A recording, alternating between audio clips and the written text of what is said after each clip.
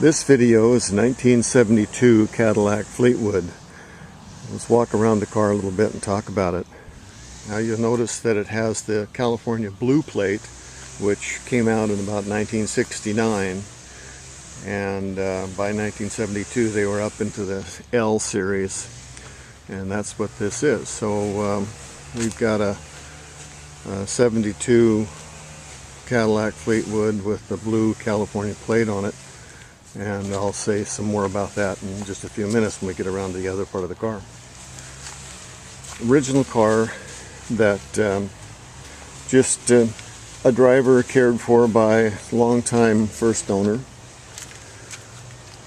and you'll see that the Fisher body cowl tag is right here with the body style number and the original order option codes and color codes and so forth.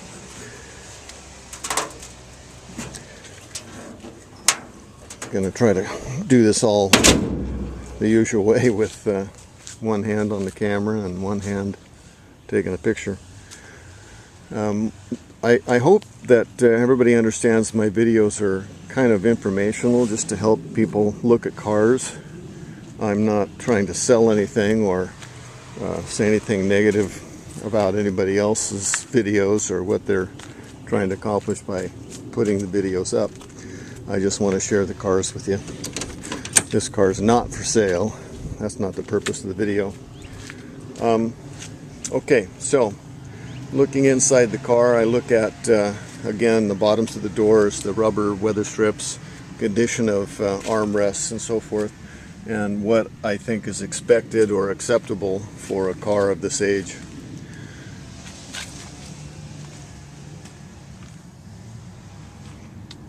Something that began in about 1969 was the addition of shoulder belts, and when they did that, the belt for the shoulder was a separate set of belts which could be worn separately, and that added a whole bunch more selections here. You see the all these belts here. So we got 3 passenger front seat, and you got to find out who gets what belt. What GM did was they made this smaller buckle for the lap belt, and the larger buckle is for the shoulder belt. You'd have to pull the shoulder belt down separately to get yourself buckled in with shoulder belts.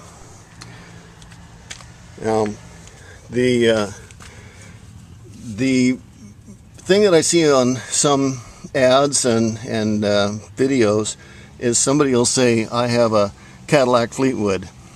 Well, maybe you do and maybe you don't.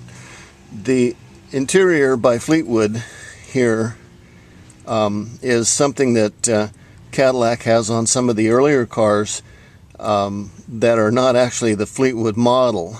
Body by Fisher, interior by Fleetwood.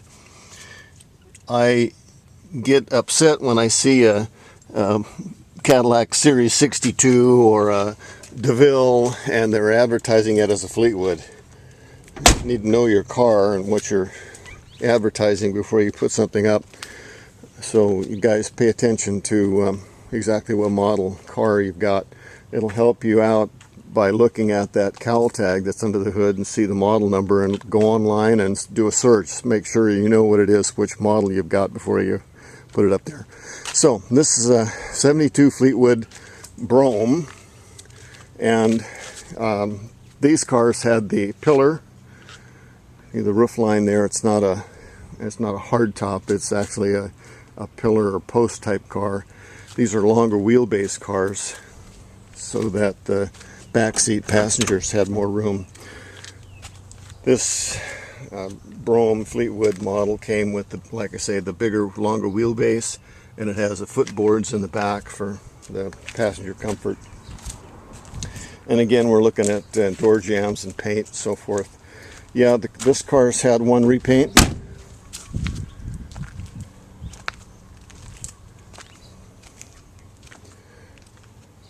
Trunk is all original. The usual mat that they started using in the 70s is just kind of a cheesy kind of a fabric here, and was originally glued to the cardboard base.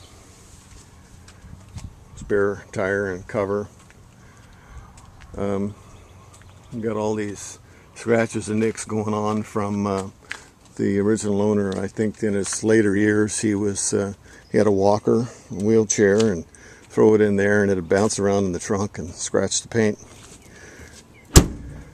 Now, when I was up front, we talked about the California blue plate, and the L series would have been about 1972, but you'll see that it has a Dallas, Texas dealer tag on the back. So without being able to talk directly to the owner, I would assume that he bought it in Texas and drove it out here to register it. I don't know. You can see some history here. An old Stanford University parking permit. He was a professor at Stanford, the original owner was. So again, we're going to walk down the side of the car and walk around it so you can see it complete.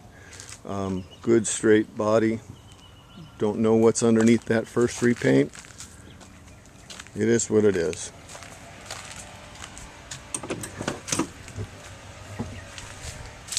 Yeah, I guess I could have picked up the gum wrapper that's on the floor. I didn't. Sorry.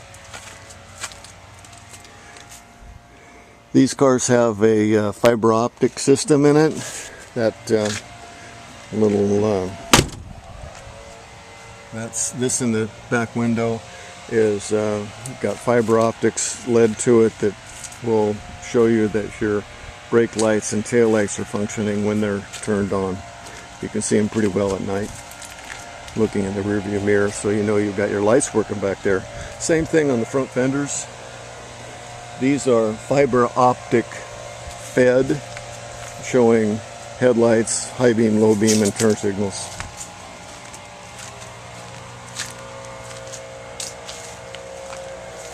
The alignment and fit on body panels is pretty good for this this car.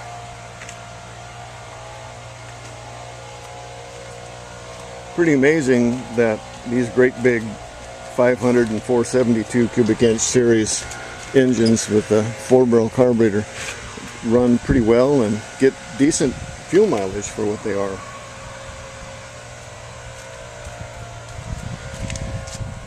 The 6-way power seat, leather, tilt, all the Cadillac goodies.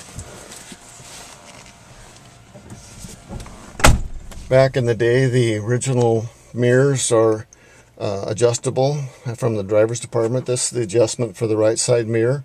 It's not electric, it's cable. Instead of cables going to the mirrors. And of course the left driver's mirror is right here. Window lock switches, door lock switches, a lot of things here. Cruise control, tilt and telescopic steering wheels. Here's the lock for the telescoping wheel here. I'm gonna lock that in place, and let's go for a little drive.